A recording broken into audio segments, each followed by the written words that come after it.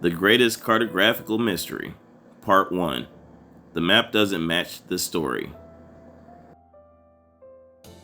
What if one of the biggest mysteries in the Bible isn't what happened? What if it's where it happened? Because for almost everybody watching this, the geography of the Bible was handed to us already assembled. Here's Egypt. Here's Israel. Here's the Jordan. Here's Mount Zion. Here's the Dead Sea. Case closed. Very convenient. We inherited the map and then used the map to prove the map. Nobody ever tells you to read the descriptions first.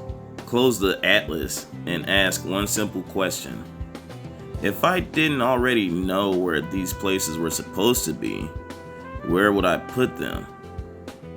That question changes everything, because the Bible doesn't give us people and miracles. It gives us geography, rivers, mountains, seas, deserts, minerals, trade routes, directions, distances, salt, gold.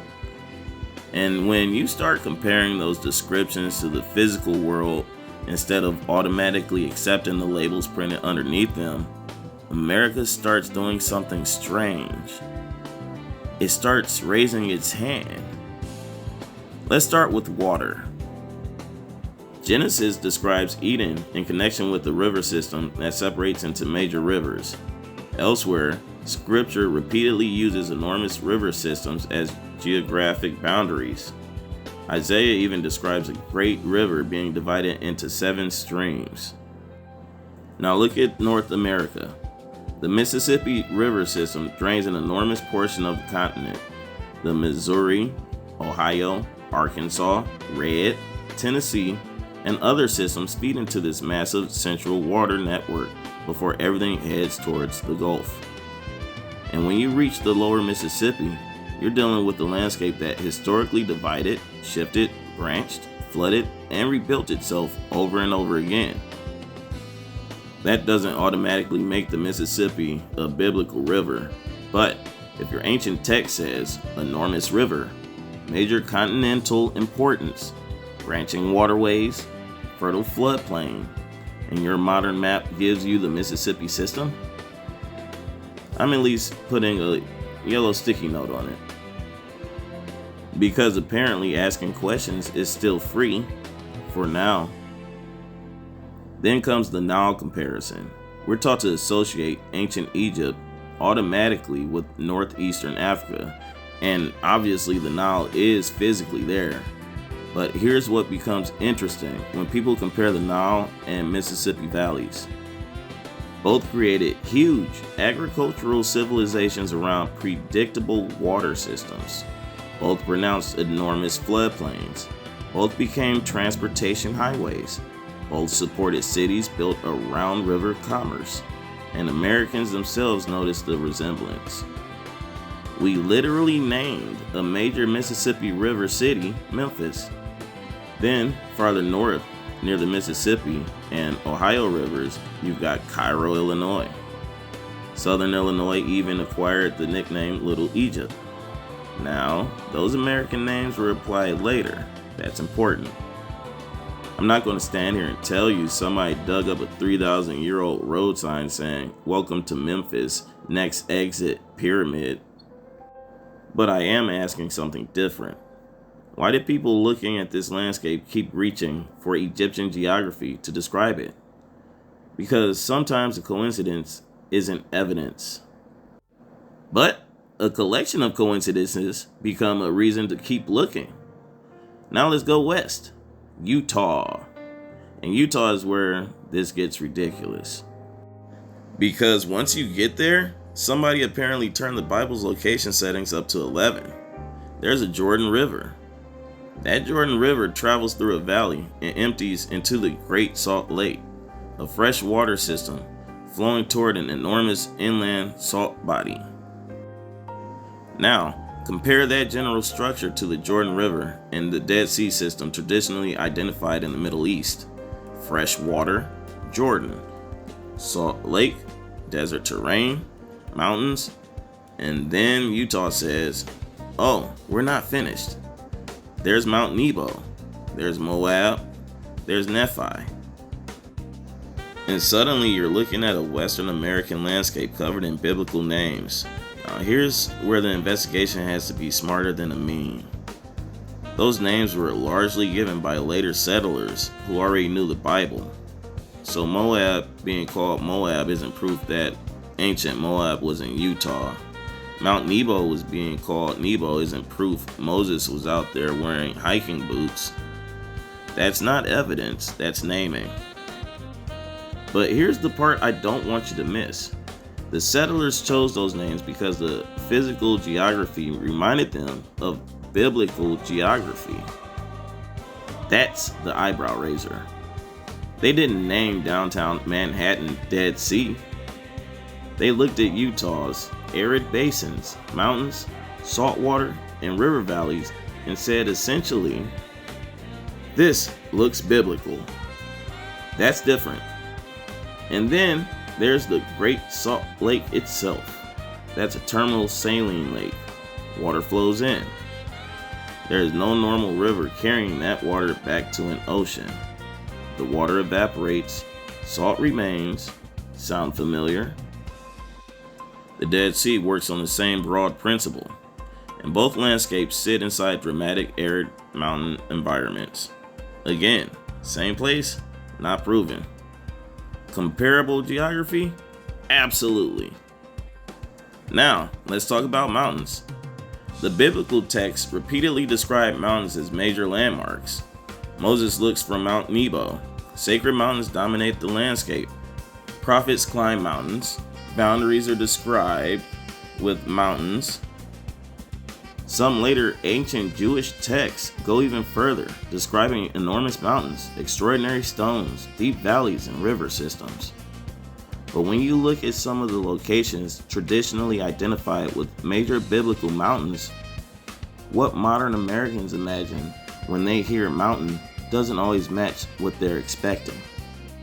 Some are impressive, others are comparatively modest elevations.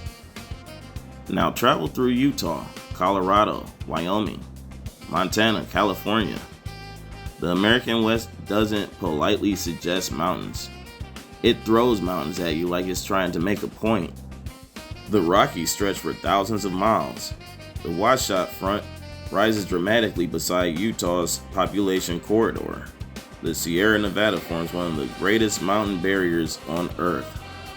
Mount Shasta rises by itself over Northern California like somebody dropped a giant monument onto a landscape. And Mount Shasta brings us into another layer of this story. Because Shasta isn't only geology, it's mythology.